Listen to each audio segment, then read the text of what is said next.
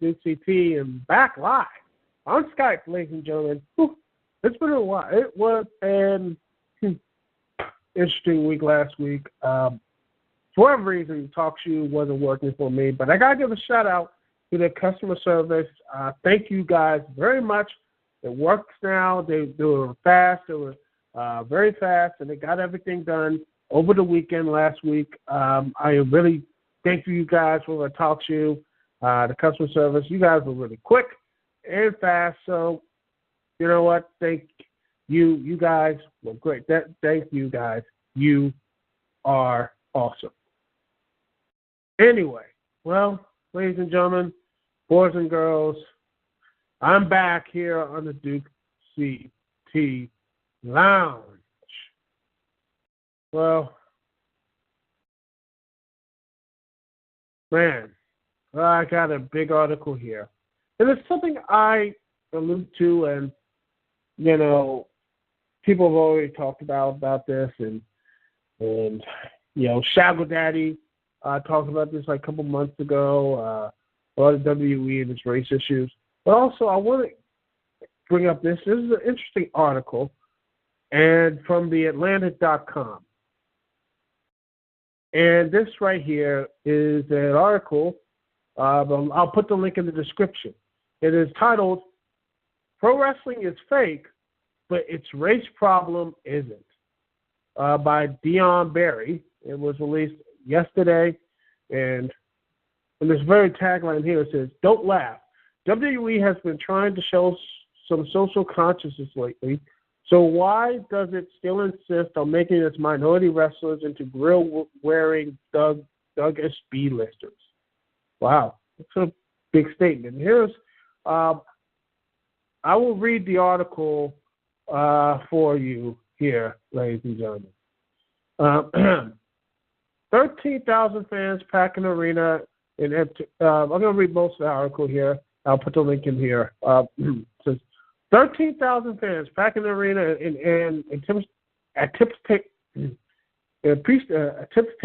I can't pronounce anything. I apologize. Anticipation of the big fights. Championship bouts and a whole lot of drama.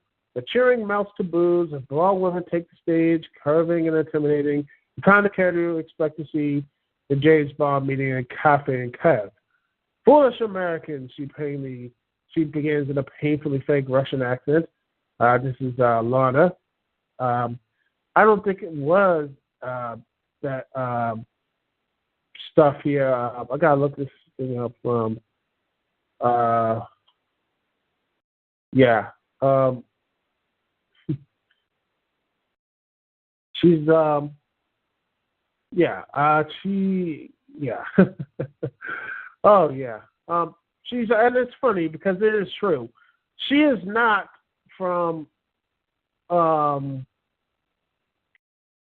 supposedly she's not. She was actually born in America, but also she was actually spent most of the years in the Latvian Soviet. Exactly, she was.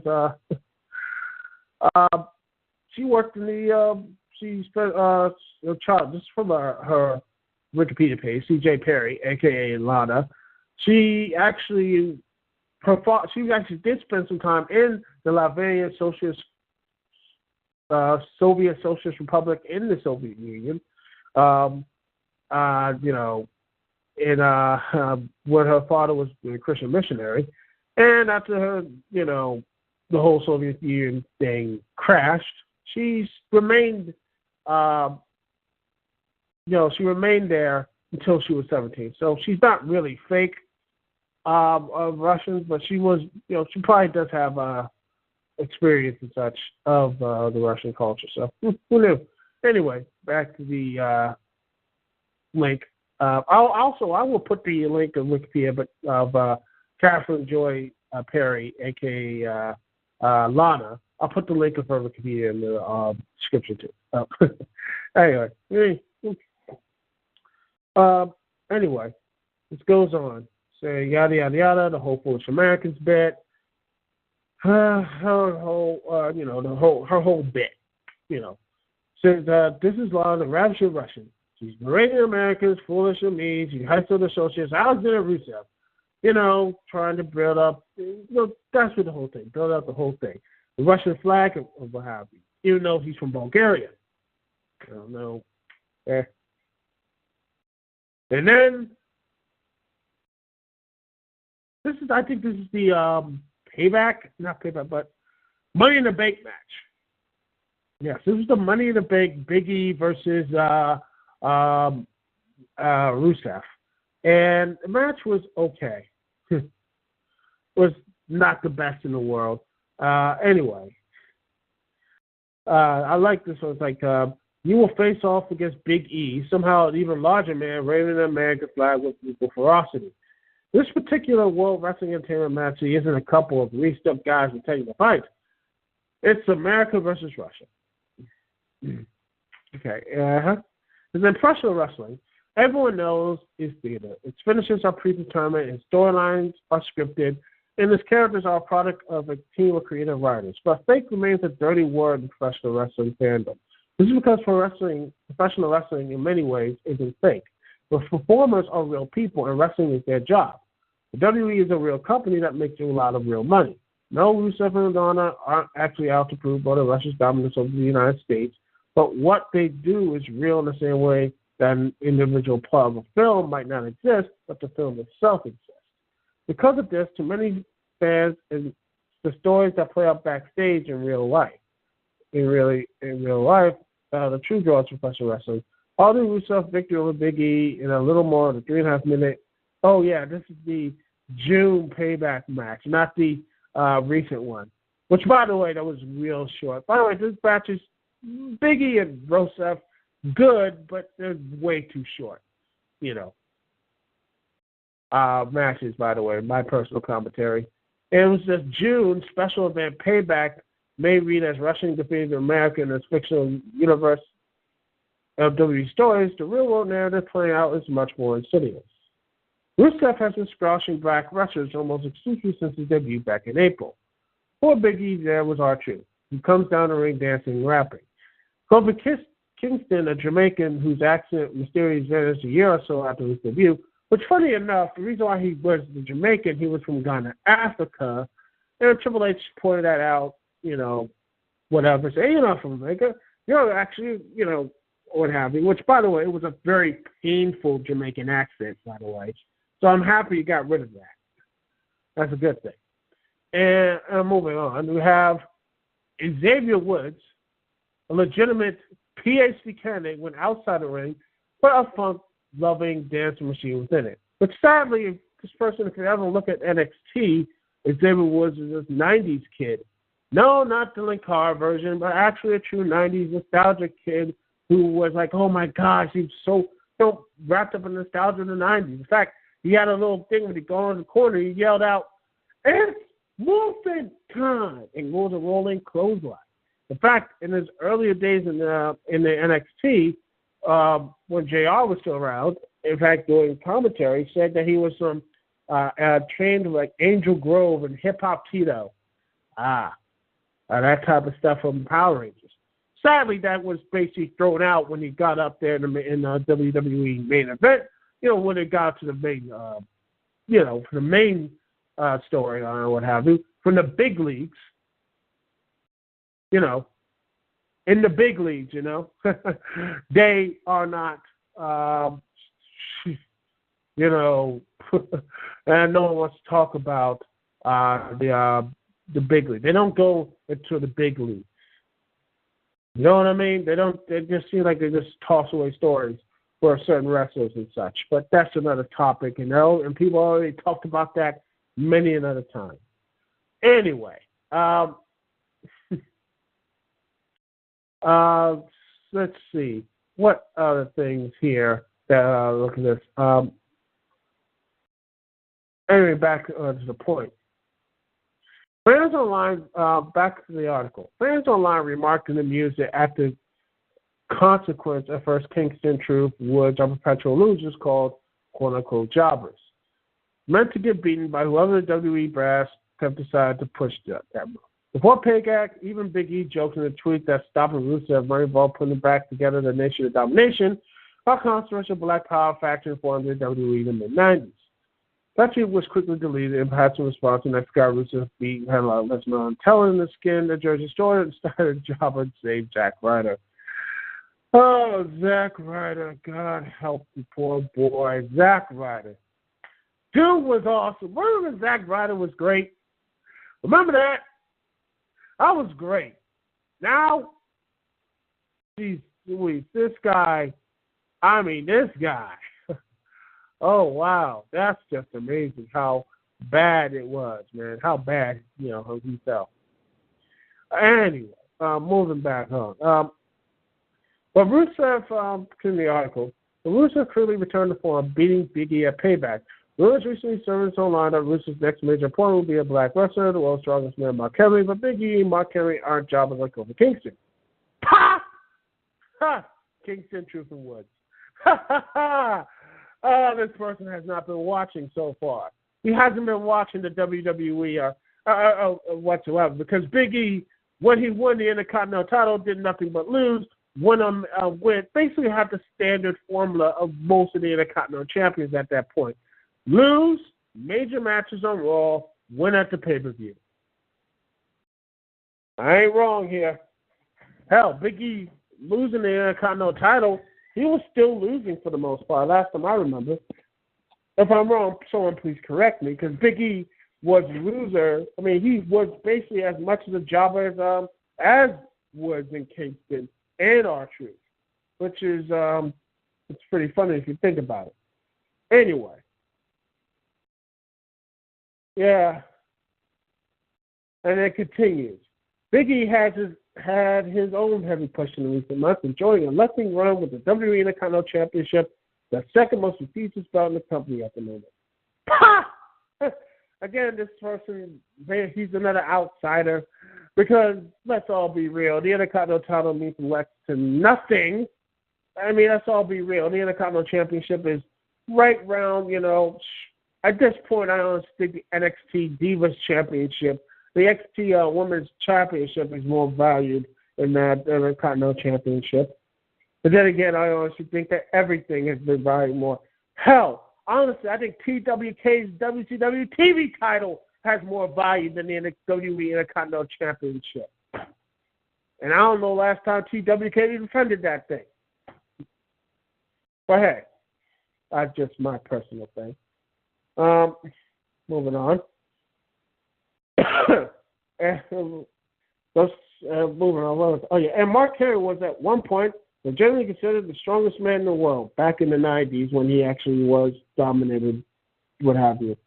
He's an Olympian who has been in the WWE over a decade and and has enjoyed 2 reigns as world champion.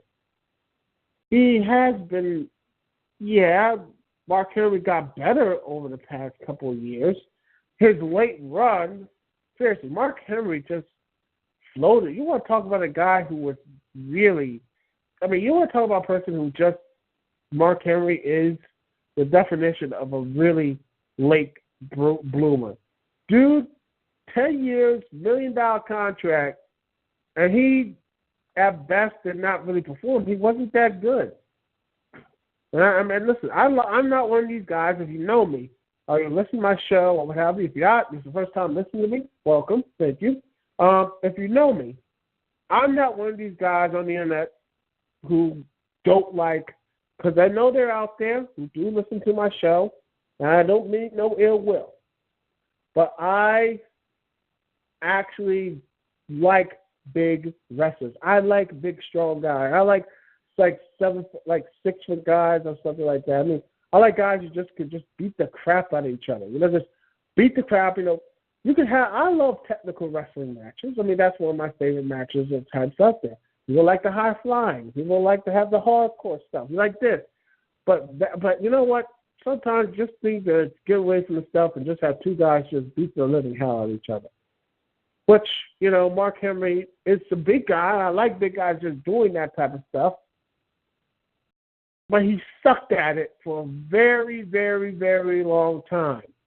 In fact, I think his ECW title run really helped him at that point. It started to make him a bit better, but he really shined when he was the World Heavyweight Champion, a couple years ago, the Hall of Pain. which is interesting. Yeah. Anyway, the article continues. Those sacred quotes, those scare quotes need an explanation. Mark Henry held his world titles, has held world titles before, but never the world title, the WWE Championship, from March of 2002 until December 2013. There were 2 world championships in the company, for one for each man in the WWE program, the flagship Monday Night Raw and the B Show Friday Night SmackDown, which didn't start really being the B Show until probably around 2007 or 8. I don't know, where around YouTube first started, and it started getting to be the bit of the B Show. About 2006 and 7, and the decline started, and then around 2008, 9, it just, besides the Hardy and Punk feud, it plunged into a depth of mediocrity in SmackDown. I haven't watched a SmackDown episode for the past, honestly, a full SmackDown episode like in a couple years. But it wasn't the B Show. It's not the B Show now. But back in a couple years ago, it was right up there as equal to Monday Night Raw. In fact, some places even better than Monday Night Raw. But again, opinion. And also, for a brief period, WWE operated a third brand, a relaunch of the 90s, Grunge Federation ECW. And there were 3 world championships in the company. However, not even the WWE's non-sexual universe can be 3 different people who are supposedly champion of the world. So a hierarchy of titles is formed. And recognized as Raw was the flagship show, whatever championship was defended on Raw was the real world championship. Mark Henry held ECW's championship, which, by the way, I love that design. I want to get that belt one day. That was a really nice design belt.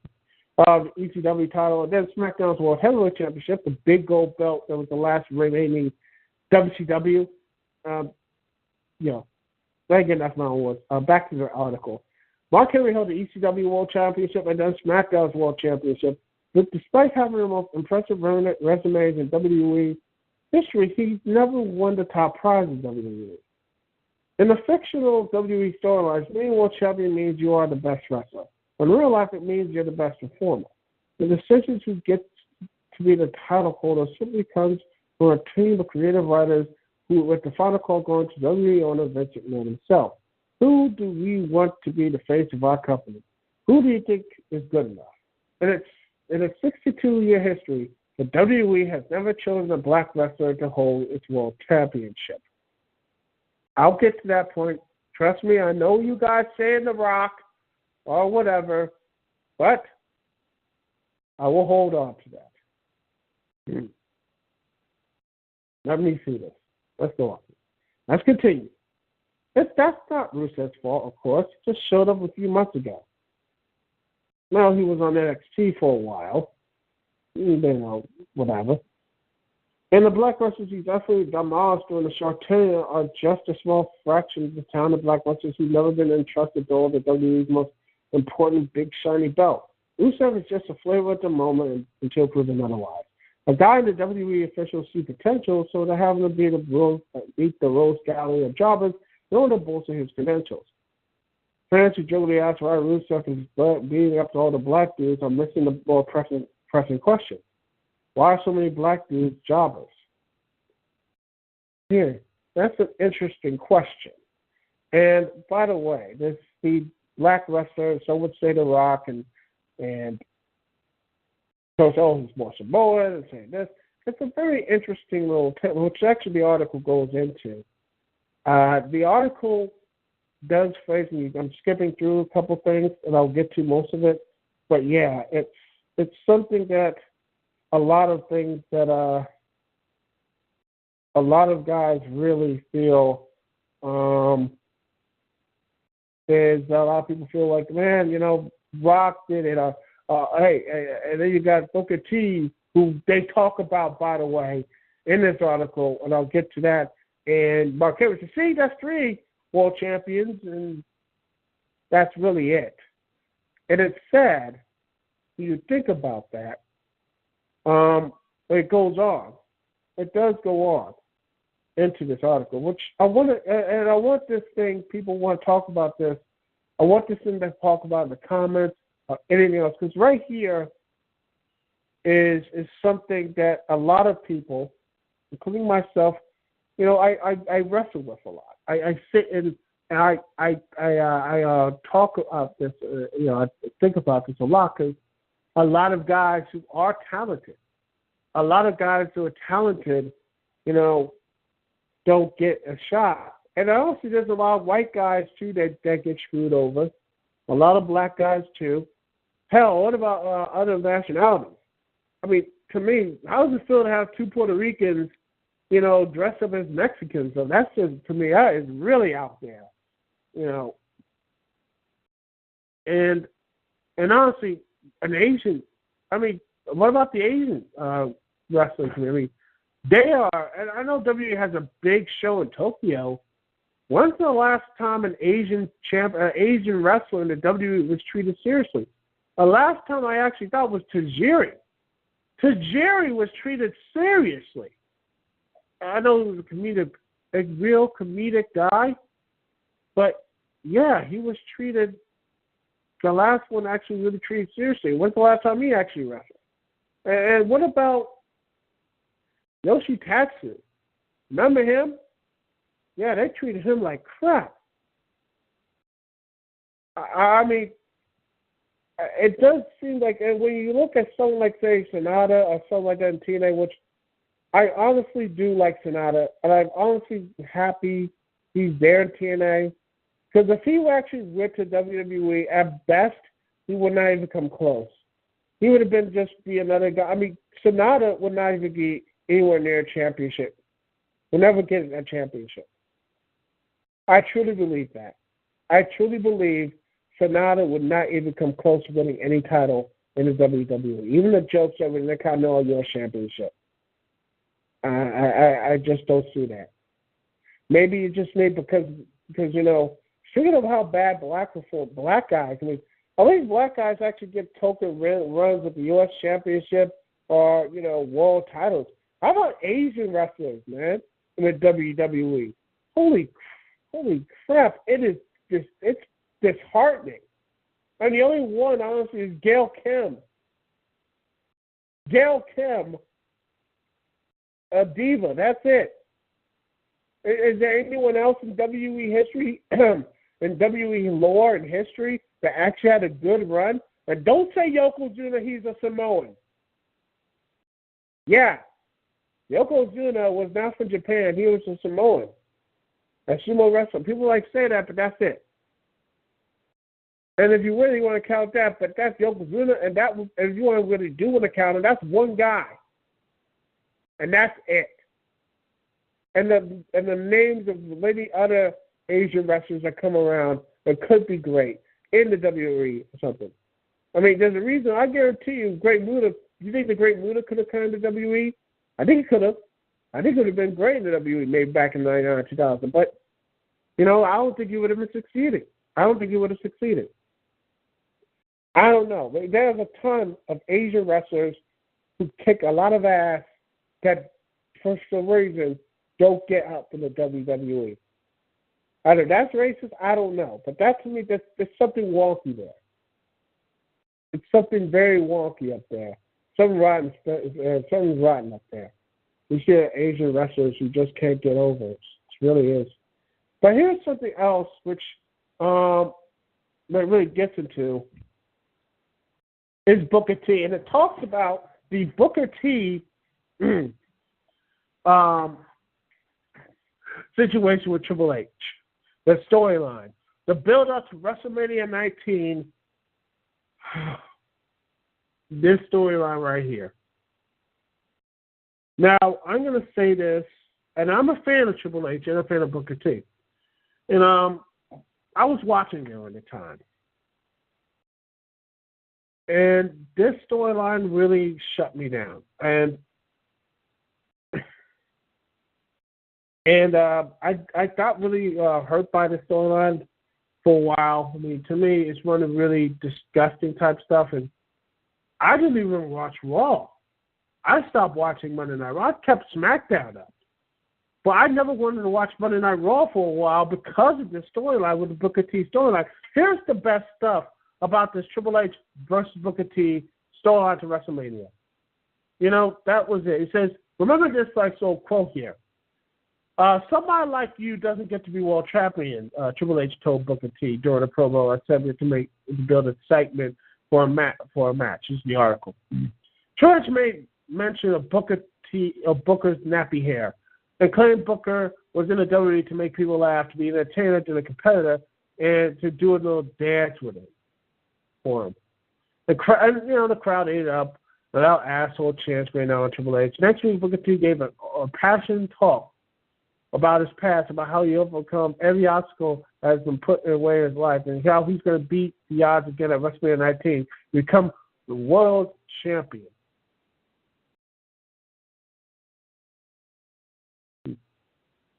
That didn't happen.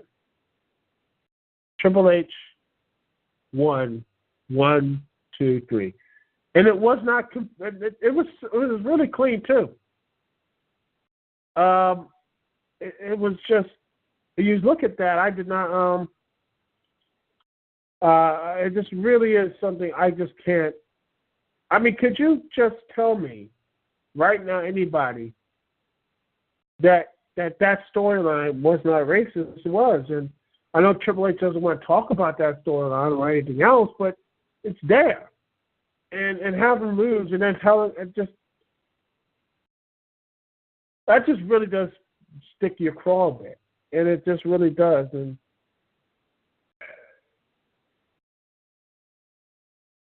and it really does bother me. And I know a lot of people might disagree with me that, but so, and I will,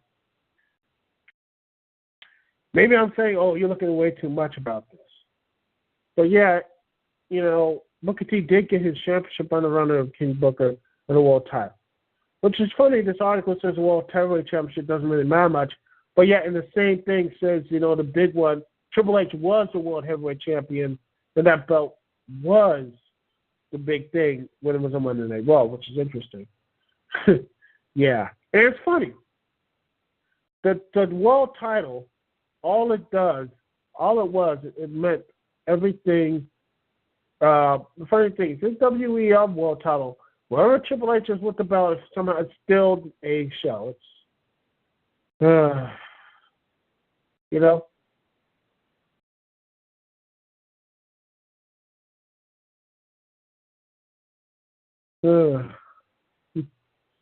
yeah, it's,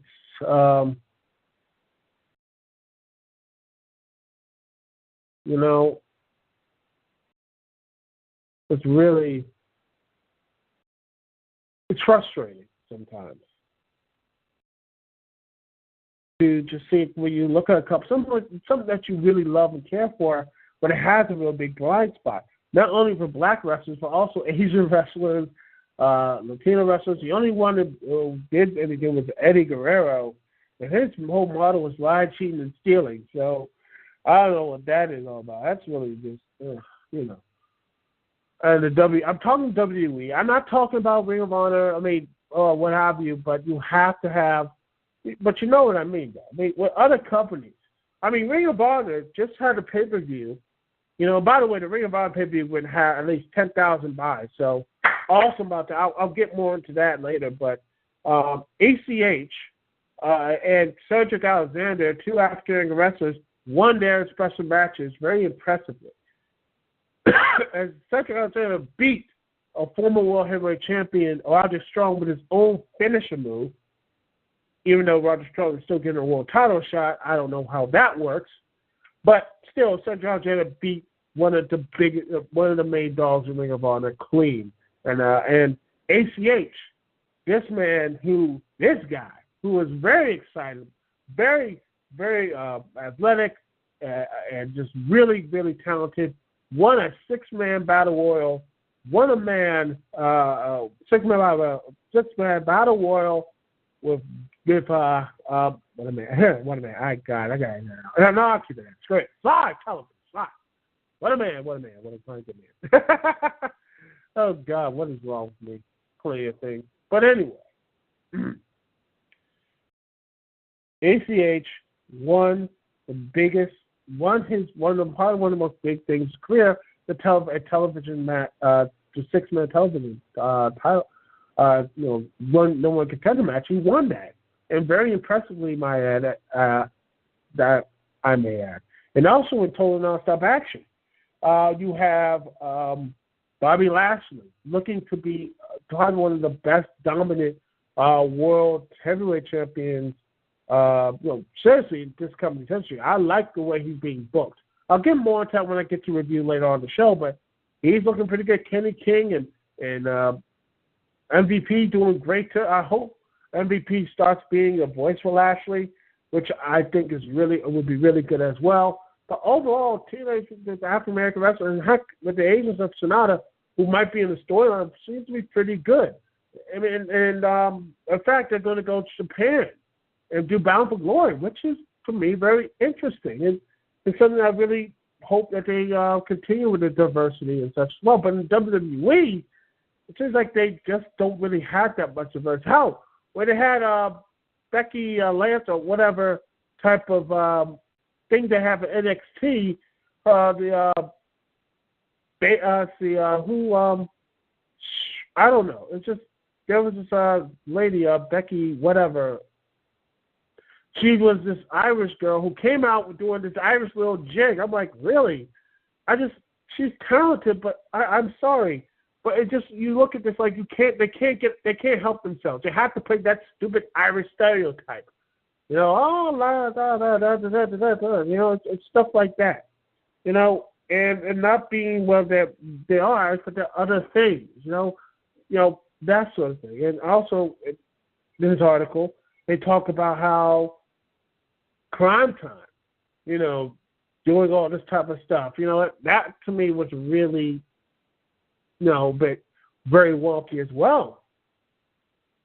But also, this article is very interesting.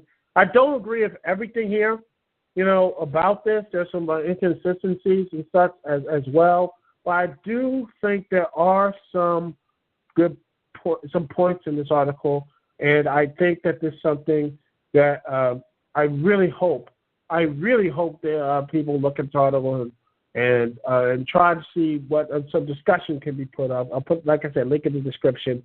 And there's something we need to look into. Something that we have to, something right there. Something that, and this last part here is very interesting. This last paragraph right here of the article is very, very telling. And I actually agree with this part here. The irony is that WWE has appeared desperate in recent years to turn around its negative image. Women are no longer stripped naked. Overly violent hardcore matches are a rarity. And dirty words are kept to a minimum. WWE prides itself on putting on a show appropriate for children. A highly publicized Be a Star campaign urges kids to avoid bullying. Top stars like John Cena and Daniel Bryan do a massive amount of charity work for Make-A-Wish kids. And WWE even changes television content dramatically enough to receive a PG rating. But in all of that, what is the message being delivered to black children? It's clear if you're paying attention. If you pay attention, somebody like you doesn't get to be world champion. Also, I'll put it together. Some like Asian wrestlers, you can't be a champion. I think that's more point out as well. Yeah, it is a problem, and I don't agree with everything in this article, but there is some good questions and some things here. So, there are some inconsistencies here, but there are some stuff here. And honestly, again, is WWE racist? No, I don't think they're racist. I don't think they are. But you got to look back and wonder. You got to sit there and say, they're maybe not racist, but I think they're just idiots. A lot of idiots, but I could be wrong. There maybe there's some race there. I mean, I know certain people say, Michael, I don't know, Michael PSH said some things to certain wrestlers, Lashley and Booker T, some racial epithets. We don't know if it's true or not. I don't know. He might have said something. I don't know. But Is WWE racist? I don't know. Maybe. Some people say yes, it is. I'm saying no, maybe not, but I'd be surprised if it was have some racist overtones. I wouldn't be surprised. Anyway, we're going to take a break. Man, it's like 40 minutes. I talked a lot about this subject. Yeah. Anyway, we're going to take a little break here. We'll be right back and listen to some OC remix tracks. We're going to listen to some of that. And, listen to some stuff here from Super Mario 64, Portrait of the Plumber, from their latest album, OC Remix, Portrait of the Plumber. Great stuff here. We'll be right back here live on the Dukect Lounge. Thank you so much for listening to me, Duke CT. And I'm back live here on the Dukect Lounge. Thank you so much for joining me, Duke CT.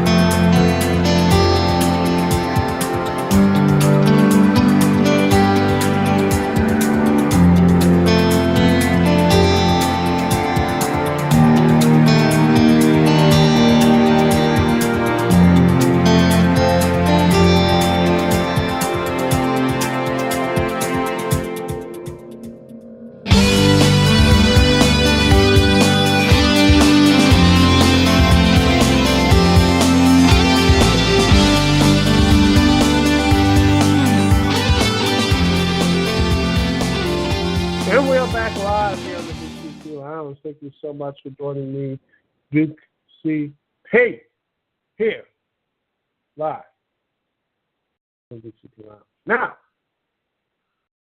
after that big old stuff we talked about here, we're going to get into the TNA Impact Wrestling.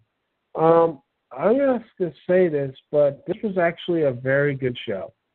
I really liked this show. In fact, I actually did. A really good shows. In fact, this week's show was actually very good. First off, you had Kurt Angle coming out and did his little stuff here, talking about what show, what talent matches. Then they had Willow come out. And Kurt Angle says, you know what? I want Jeff Hardy for this moment. I want Jeff Hardy to come back to Willow. Actually brought up the stuff what happened, why Jeff Hardy turned to Willow, and all this type of things happening. So, yeah, he came back and said he wants this to happen to Willow. And then, you know what? I like that. I think it's very good. I think that's a very, very good. It was short, simple, to the point, and we got to a reverse match. The win started commercial break. They got both entrances in, and they started the match with no, I mean, there was some commercial stuff, but the beginning of the match, they showed most of the match, which is great. I like that. And it's something WWE needs to do. I mean, if you want to have authority there, fine. But, I'll say this, but you have to keep it short and sweet. Keep it in, out, and done. You don't have to spend like 15, 20, 30, 40, 50 minutes, what have you. It might be 30 minutes, might be even longer, just to shut up the show whatsoever. Have them stand around and say, yeah, we're still running this show. I hate that. I just want that to go away. And I'm hopeful. I don't know if Kurt Angle, by the way, is going to stay in TNA. I wish he would take it on. Be like Jack Tunney. Because I think it would be more interesting, because I don't want another heel guy. I don't want MVP. Unless he turns face or becomes Jack Tunney, which I want him to be anyway. I did not want him to turn heel and everything else.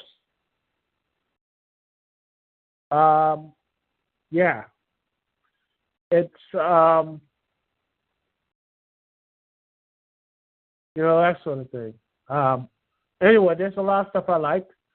First off, I liked Sonata's match with Austin Aries. Great match. I love it.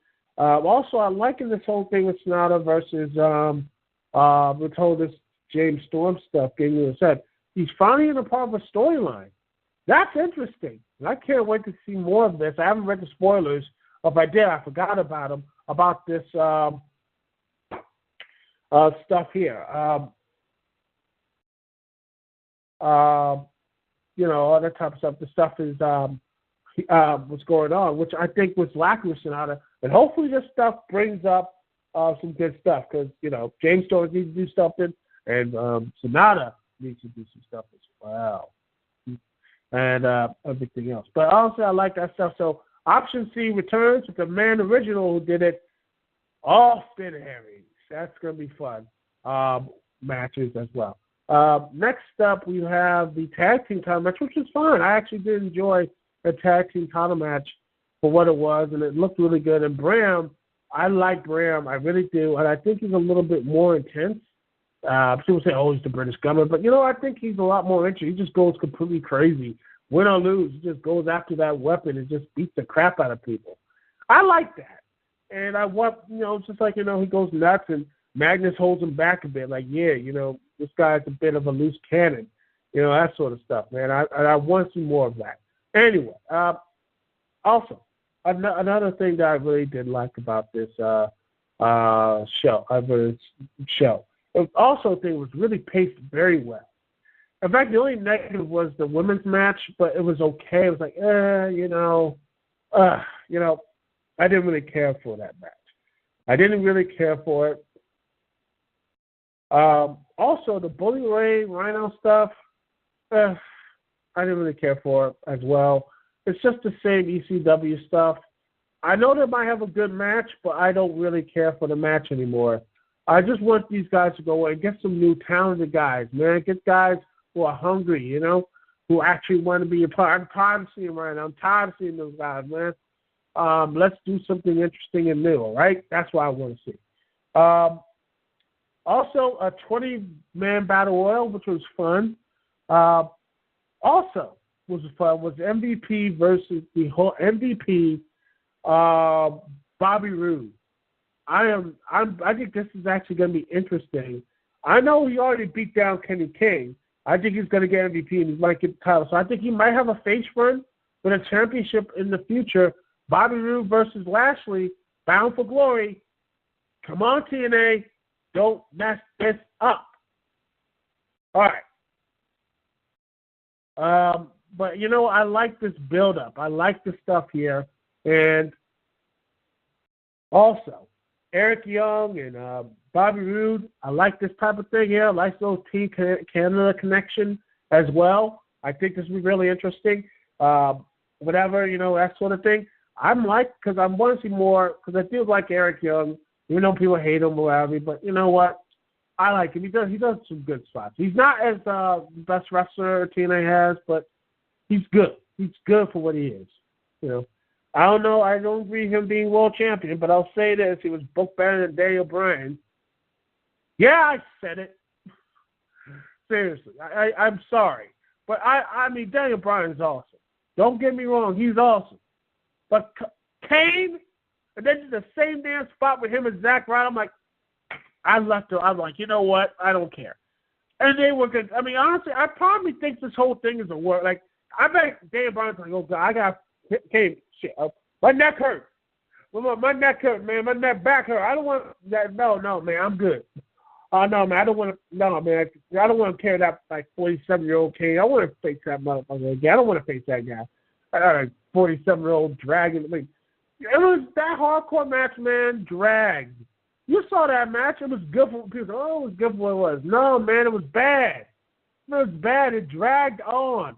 I mean, it was a long, old drag. It was an old man fighting, man. I was like, oh, God. Daniel Bryan deserved better than that. And then we're going to do a Buried Alive match next? I'm like, but the dude lost I'm sorry. I'm done with that. I mean, seriously. The only way I'll accept Kane and Daniel Bryan again is that Daniel Bryan just kills Kane. I mean, he goes on Bryan. So remember that old segment of Family Guy where Stewie just beats the living hell out of Bryan? That is what I want Daniel Bryan to do with Kane. I want Daniel Bryan just to completely destroy Kane. I want Kane bleeding, bloody, crying to his mama, just gone after just beat down, and then just after him just getting beat down, mashed, busted up and everything. He never comes back ever again. He retires. Bam.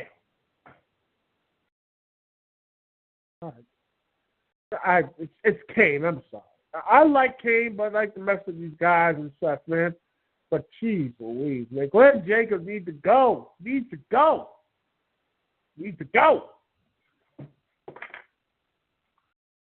People say, oh, he needs one more run. He had one more run back in 2010. Time for him to go. Anyway, back to my point. Eric Young getting involved with the whole new group with MVP's group. I like it. And hopefully MVP will get better soon. I think his torn meniscus might be like a little thing. He might say, oh, he's clear to wrestle. I think he might be clear to wrestle by September. And then you can finally have a blow for that. Then you have him and Bobby Lashley for the world title. I don't know what they're going to have and what they're going to do for Bound for Glory. Are they going to have it? Are there going to be a mix of Wrestle 1 guys fighting for it? It'll be very interesting to say the least.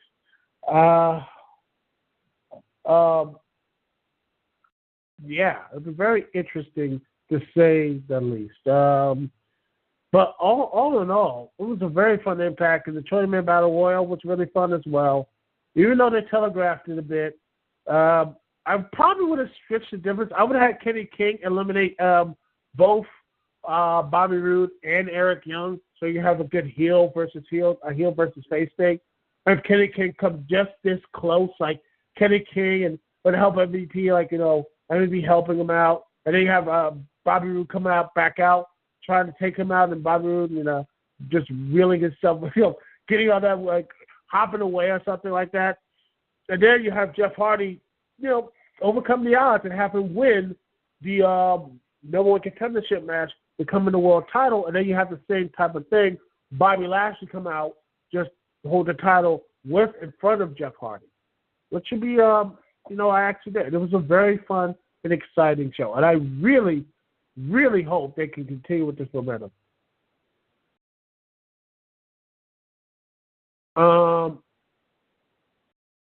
I really am. I really am hopeful.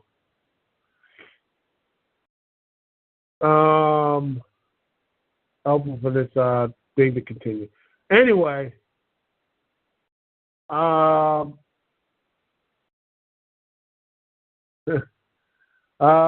it was a very fun, exciting show, and I'm hopeful they continue to move the momentum into New York. And because I want to do well. By the way, again, I want to stress this out. Ring of Honor pay-per-view scored 10,000 pay-per-view buys, if this is true, according to Fact Network, which, honestly, I am surprised by that. I thought this was going to be a little bit but you know what? I was really, really surprised. It was a very, I really am. But then again, I don't know what the pay-per-view factors into it. So say 10,000. I don't know. How many is that? Internet pay-per-view buys? You don't know. I mean, you don't know if it's actually majority of people actually using it. Pay-per-view buys? I don't know yet. But hopefully it does good enough to pull a profit, because Ring of Honor, the show was really good. I'll get more into a review. In fact, I might do, again, I'm going to think about doing my Indie Marathon. I might get more in depth with that as well after my TNA anniversary review. Yeah. Yeah, I'm going to try to do something like that. But anyway, I really enjoyed it. And here's,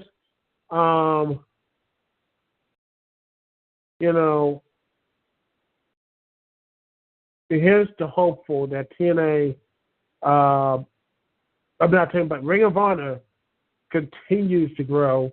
And that means TNA. I want all these companies. I want someone to challenge them and get these guys up. I mean, the WWE could just start, seeing ahead. Maybe if we start doing something like this, stop and hopefully step their game up, and hopefully Ring of Honor gets bigger. So maybe their guys won't have to leave Ring of Honor so they go to WWE. You know what I mean? Keep getting these superstars around Ring of Honor. Don't make it seem like it's like don't make it seem it actually is just a minor league system. I mean, you guys want to be the big dogs, right? Ring of Honor, you want to be the big dog? You got to start, lock these guys down and start building that foundation. That's what I'm saying. Anyway, overall, yeah, it's been a big and interesting weekend for wrestling. Anyway, that's it for the show, ladies and gentlemen. What a great show it is. Thank you so much for listening to Dukect.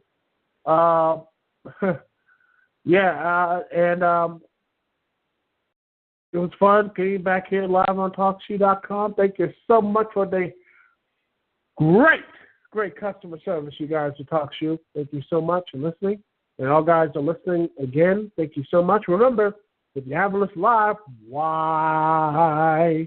Remember, you still find the show on YouTube, Rise of the Critics, Zipcast, and, I would say Blip, but Blip kicked me off all those weeks ago. And still, fuck you, Blip, for kicking me and all the other reviewers who actually bust their ass for you and did everything, who support you and did everything else, man, for you.